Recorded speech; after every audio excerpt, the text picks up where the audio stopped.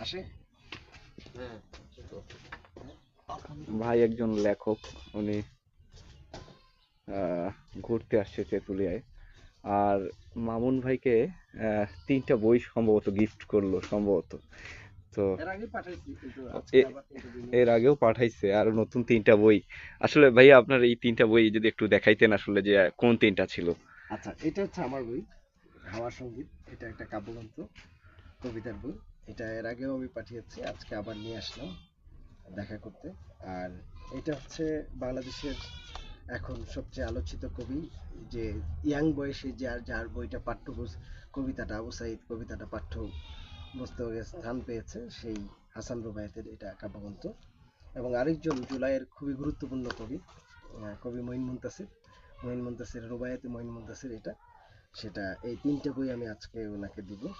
আর এই প্রকৃতি পাঠাগারটা একটা অসাধারণ পাঠাগার, এইখানে এসে আমার খুব ভালো লাগছে। হ্যাঁ, আমি মাসুম মনোয়ার। আমার 4টি কাব্যগ্রন্থ বেরিয়েছে এখন পর্যন্ত, রকমারি এবং অনলাইনে আমার বইগুলো পাওয়া যায়। আর মাসুম মনোয়ার নামেই আমার আইডি, ইউটিউব চ্যানেল আছে। আপনারা যারা আমাকে দেখতে চান, আমার কবিতা পড়তে চান, আমার আইডি থেকে বা অনলাইন থেকে পড়তে পারবেন। আহ, ভাইয়ের হাতে যদি বই 3টা উঠাই দিতেন আসলে আচ্ছা, এই এই মুহূর্তটা নতুন একটু 3টে বই আসলে। নিয়ে আসলাম, এটা আপনার জন্য। হ্যাঁ, এটা হচ্ছে আমার বই। এর আগেও একটা পাঠিয়েছিলাম, একটা আরো বই পাঠাবো না।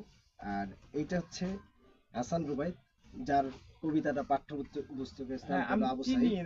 হ্যাঁ, ওনার বইটা আমি নিয়ে আসলাম সাথে করে।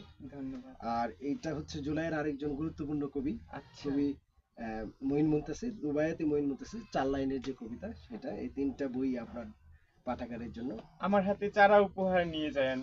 ভাইয়ের অনুভূতিটা যদি বলতেন যে আসলে ভাইয়ের হাতে বইটা পেয়ে আপনার আসলে কেমন লাগতেছে।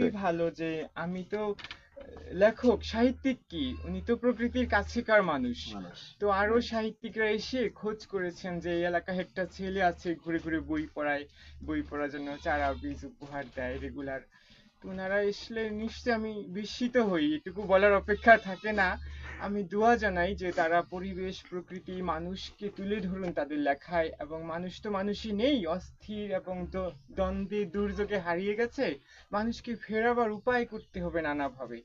বই একটা মাধ্যম। আমি একটা কথা বলি, সেটা হচ্ছে যে আমরা ঢাকা বা শহরে যারা থাকি, তাদের মধ্যে একটা সবসময় একটা চিন্তা থাকে যে গ্রামকে রক্ষা করতে হবে, প্রকৃতিকে বাঁচাতে হবে।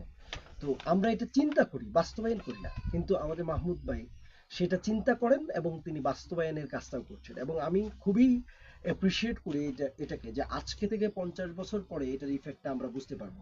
এখন যে শিশুটার কাছে তিনি বই তুলে দিচ্ছেন, আহ, চারা তুলে দিচ্ছেন, বীজ তুলে দিচ্ছেন, সে একটা গাছ রোপণ করে সেখান থেকে ফল পাচ্ছে। এই যে বাচ্চাটা, সে যখন 50 বছর পরে বড় হবে, এই 50 বছরে সে অনেকগুলো গাছ নিজে রোপণ করবে এবং তৈরি করবে, বা ওইগুলোতে ফল ফলাবে।